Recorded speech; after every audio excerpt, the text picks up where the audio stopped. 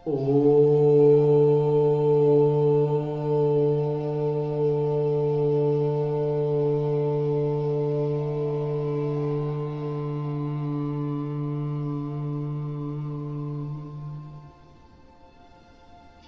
शांति। ओम शांति बाबा। बाबा ओम शांति।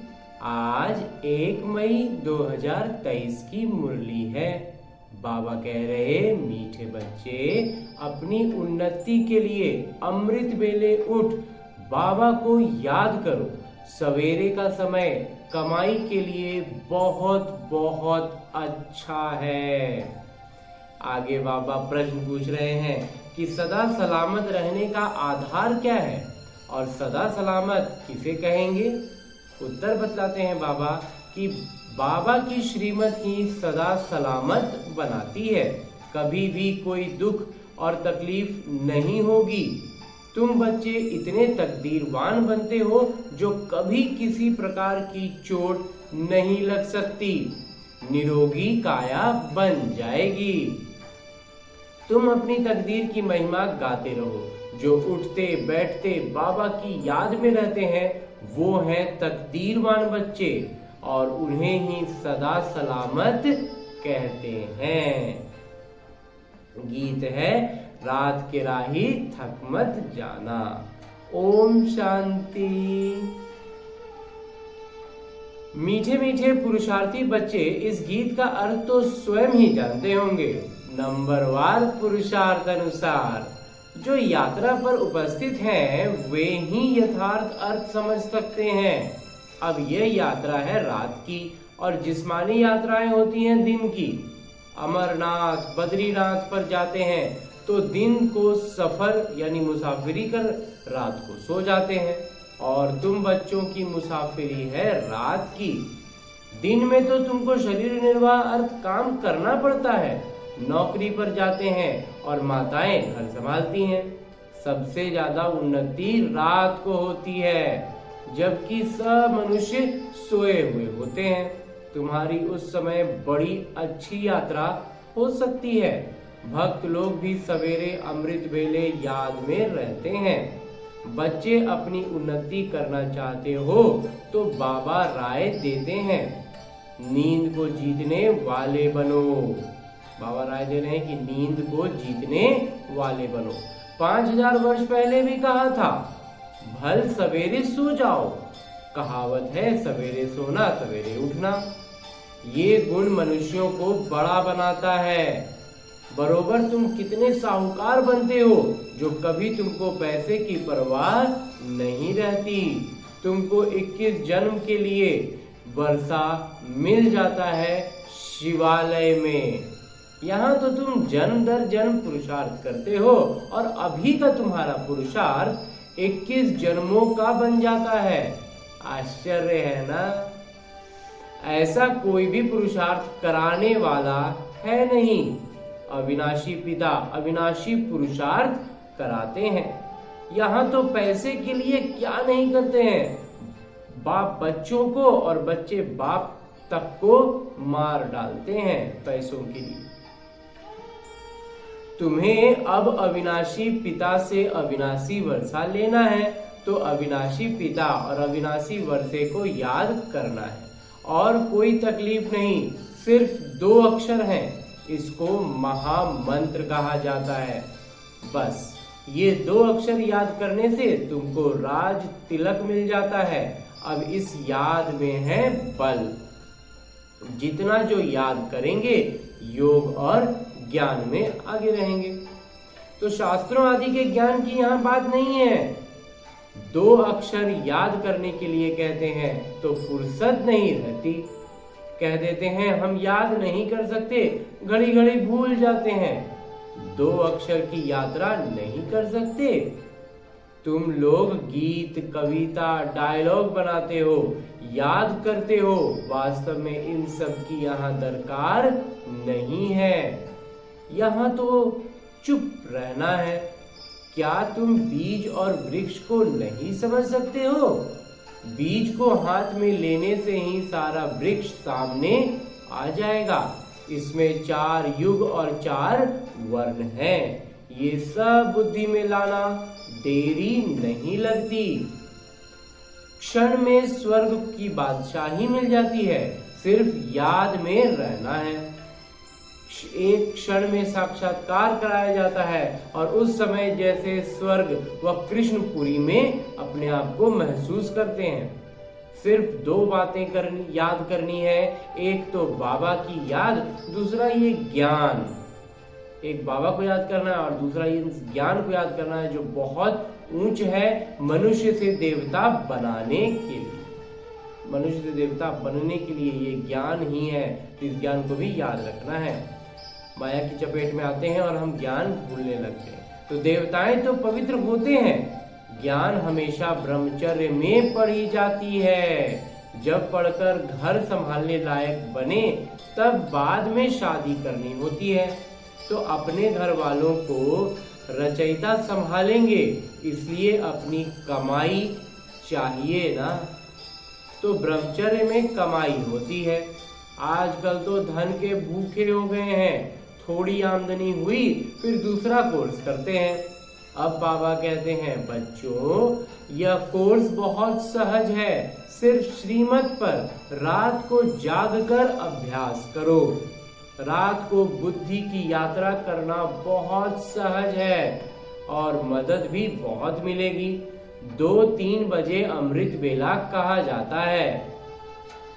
सवेरे उठकर स्वदर्शन चक्र फिराना है, यह बुद्धि का काम है।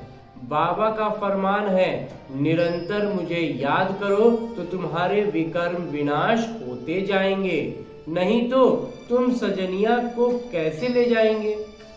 तुम सजनिया हो पतित, सबके पंख टूटे हुए हैं। अब सिर्फ याद करो तो पवित्र बनते जाएंगे।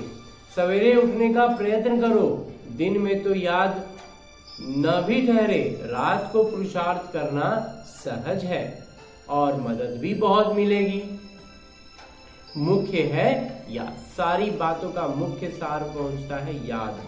तो तुम जानते हो हम आत्मा है, हमको परमपिता परमात्मा पढ़ा रहे हैं, उनसे पढ़ना है। वो पिता भी हैं और उनका बनना है। तुम जानते हो हम आत्माएं आकर शिव बाबा से मिली हैं। आत्मा परमात्मा अलग रहे बहुकाल, जीव आत्माएं आकर बाबा से मिलती हैं, तो जरूर परमात्मा को भी जीवात्मा बनना पड़े। वो तो सुप्रीम सर्वोच्च आत्मा है। आत्मा परमात्मा का रूप एक ही है, एक जैसा रूप है। तो जैसे सितारे चमकते हैं, आत्मा में 84 जन्मों का किरदार भरा हुआ है। बाबा कहते हैं आत्मा में 84 जन्मों का किरदार भरा हुआ है और परमात्मा में क्या है। बाबा कहते हैं कि मैं भी एक कलाकार हूँ, मैं भी नाटक के बंधन में बंधा हुआ हूँ। ये दुनिया नहीं जानती कि कल्प कल्प संगम युग के सिवाय कभी आ नहीं सकता हूँ। जैसे हमारे आत्मा में 84 जन्मों का किरदार है, वैसे ही परमपिता परमात्मा में इस संगम युग पर आने का किरदार है। आफतें आदि तो बहुत आती रहती हैं। बाबा कहते हैं कि मैं आता ही तब हूँ जब सब पतित बन जाते हैं। मैं ही नई दुनिया का रचयिता हूँ। आता ही पतित दुनिया में हूँ, तो पतित पहले आत्मा बनती है। आत्मा पहले पतित बनती है। आत्मा जानती है कि हम पहले पावन थे, अब पतित बने हैं। तो यह शिक्षा तुमको ही मिलती है। शिक्षक के सामने तो छात्र होते हैं, उनको ही शिक्षा मिलती है। जो शिक्षक के सामने उनको ही ना शिक्षा मिलेगी, तो तुमको यह शिक्षा पहले पहले मिलती है। इन 5 विकारों को जीतो, योग अग्नि से विकर्मों को भस्म करो। इस विष यानी विकार ने ही तुमको कब्र दाखिल कर दिया है। इसको जहर कहा जाता है, विष कहा जाता है। ज्ञान अमृत से तुम पवित्र बन जाते हो। बाबा और वर्षे को याद करना है तो बहुत सहज। कई बच्चियां कहती हैं बाबा धारणा नहीं होती, बड़ी बहनें मुआफिक समझा नहीं सकते। बाबा कहते हैं बच्चे, ये तो हर एक के कर्म का हिसाब किताब है। कोई तो 25-30 वर्ष रहते हुए भी धारणा नहीं कर सकते।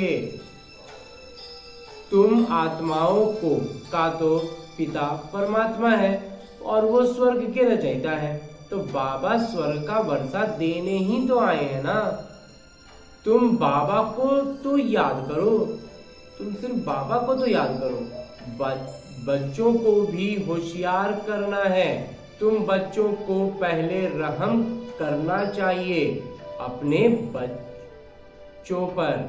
तुम बच्चे समझते हो कि हम इस समय अपने परम प्रिय परम पिता परमात्मा के सम्मुख बैठे हैं। कल्प पहले भी हमने निराकार परमात्मा से बेहद का वर्षा स्वर्ग का लिया था। बाबा कहते हैं मुझे भी इस शरीर का आधार लेना पड़ता है, किराए पर बैठे हैं। अपना शरीर तो बाबा का है नहीं, तो अपना न होने से जरूर किराए से ही लेंगे। तो ये रथ है जिसमें कल्प कल्प रथी बनते हैं। रथ में रथी भी देख रहे हैं ना। पहले तो जो गीता पढ़ने से कुछ भी समझ में नहीं आता था, कहाँ वो अर्जुन और घोड़े का रथ बैठे हुए दिखाते थे। तुम्हारा पिता है रथी। बच्चों को कहते हैं मुझ पिता को याद करो और उसकी सारणी रखो, चार्ट रखो। ऐसे साजन जो 21 जन्म सुख देते, उनको क्यों नहीं याद करेंगे? जो 21 जन्मों का सुख दे रहे हैं जो बाबा, उनको हम याद क्यों नहीं करेंगे? परंतु ये बात है गुप्त। अब बाबा कहते हैं अपने को आत्मा निश्चय कर फिर पिता की श्रीमत पर चलना है। इसमें ही माया बड़ा हैरान करती है। वो भी कम उस्ताद नहीं है, अच्छे अच्छे बच्चों को भी जीत लेती है। बाबा स्वर्ग का मालिक बनावे और माया चंडाल के जन्म में ले लेवे, क्योंकि श्रीमत छोड़ देते हैं। माया जैसे ही बाबा जो क्या कर रहे हैं, हमें माया मालिक बना रहे हैं, और माया क्या करती है, हम लोगों को एकदम से चंडाल बना देती है, क्योंकि हम श्रीमत छोड़ देते हैं, ज्ञान भूल जाते हैं। यहाँ बच्चे जानते हैं कि हमको भगवान पढ़ाते हैं। तुम ईश्वरीय छात्र हो ना, भले दूसरा भी कोर्स उठाते फिर भी शिक्षक को याद तो करेंगे। बाबा कहते हैं भल गृहस्थ व्यवहार में रहो, परंतु सदा सुखी बनने के लिए साथ में दूसरा कोर्स उठाओ। मैं तुम्हें अथाह धन देता हूं, जो तुम 21 जन्म कभी दुख नहीं देखेंगे। तुम्हारे जैसा अक्लमंद सृष्टि भर में कोई नहीं होता। प्रेसिडेंट आदि तो कितनी महिमा करते हैं, राष्ट्रपति जो होते हैं वो बहुत महिमा करते हैं, परंतु तुम अति प्रिय और आश्चर्यचकित कर देने वाले बड़ी सत्ता हो, स्वतंत्र सत्ता हो। तुम्हारे जैसे ज्ञानवान इस दुनिया में कोई नहीं हो सकता। तुम्हारे जितना जैसा हमारे जैसा कोई ज्ञानवान नहीं हो सकता। अब तुम बच्चे जानते हो कि भारत को हम स्वर्ग बनाए, 21 जन्म के लिए स्वर्ग का मालिक बन रहे हैं। जगत अम्बा को कितनी बड़ी प्राप्ति है, वो भी यही महामंत्र देती हैं कि शिव बाबा को याद करो। बाबा सम्मुख कहते हैं लाडले बच्चे मुझे याद करो। ये यात्रा को भूलो मत, समय बर्बाद न करो। ये बहुत भारी कमाई है, बुद्धि योग वहां लग जाना चाहिए। हम शिव बाबा के सम्मुख हैं, बाबा के घर आए हैं। अभी तो तुम हरिद्वार में बैठे हो, हरि यानी परमात्मा खुद बैठे हैं, वहां तो पानी है। ये सच्चा सच्चा हरि का द्वार है। हर हर यानी दुख हरने वाले। यहाँ वो दुख हरता सुख करता तुम्हारे सामने बैठे हैं। भक्त लोग जाकर गंगा के किनारे बैठते हैं, समझते हैं गंगा का तट हो, गंगा जल मुख में हो। जब कोई मरते हैं तो गंगा जल पिलाते हैं। अब गंगा पतित पावनी नहीं है, पतित पावन है ही शिव बाबा। हर एक को याद उस शिव बाबा को करना है तो अंतमति सो गति हो जाएगी। ऐसे नहीं कि बाद में कोई बैठ कहेंगे कि शिव बाबा को याद करो। अंत में आप ही शिव बाबा की याद में शरीर छोड़ना है। खुद अभ्यास में रहना है कि निरंतर शिव बाबा की याद रहे। तो जब भी शरीर छूटने की अवस्था होगी तो शिव बाबा याद रहेंगे। अगर अभ्यास नहीं होगा तो कोई याद पढ़ाने से भी याद नहीं आएंगे बाबा। अब हमको शिव बाबा के पास जाना है मुक्ति धाम। सतयुग को जीवन मुक्ति धाम कहा जाता है और धाम रहने के स्थान को कहा जाता है। तो निर्वाण धाम में निराकार आत्माएं ब्रह्म तत्व में रहती हैं। अब तुम आकर हरि के घर में बैठे हो। अभी हम तो हरि के बाबा के सम्मुख बैठ गए तो वो हरि के घर बैठ गए। तो दुख हरने वाले एक ही हैं। अब तुम बच्चों को शिव बाबा और उनका मीठा घर याद आएगा। जब सामने से विकार वाला चीज हटेगा तो दिखने ज्यादा लगता है। तो अब तुम बाबा आए हैं अपने घर ले चलने। तो अब शिव बाबा की मीठे घर को याद करना है। और यहाँ तो कोई मीठा है नहीं, यहाँ पर कोई मीठा नहीं है। अब बाबा बच्चों को कहते हैं कि बेहद की राजाई लेनी है तो रात को जागकर यात्रा करो। मैं आता ही हूँ घोर अंधियारी रात में, ब्रह्मा की रात पूरी हो दिन होना है। मैं आता हूँ बेहद की रात और बेहद के दिन के संगम पर। तो तुम भी रात में नींद को जीत याद करने का अभ्यास करो। 2-3 बजे के समय को ब्रह्म मुहूर्त कहा जाता है। बाबा शिक्षा देते हैं ब्रह्मा द्वारा, रात को जाग मुझे याद करो तो फिर पक्के हो जाएंगे। माया बहुत सतयुगी, सतो युगी, फिर भी मेहनत करो। माया बहुत सताएगी, फिर भी बहुत मेहनत करो। इसमें मेहनत सारी बुद्धि की है। उठते बैठते चलते याद में रहना है। बाबा कहते हैं थक मत जाना रात के राही। रात को बहुत मजा आएगा, फिर वह नशा दिन में भी चलेगा। तो एक तो बाबा को याद करो और अपनी तकदीर की भी महिमा करो। और सबकी तकदीरें फूटी हुई हैं, तुम्हारी तकदीर अब जग रही है। औरों की सो रही है, सोने दो। जिनका बुद्धि योग इस समय धन कमाने में रहता है उनकी तकदीर सोई हुई समझो।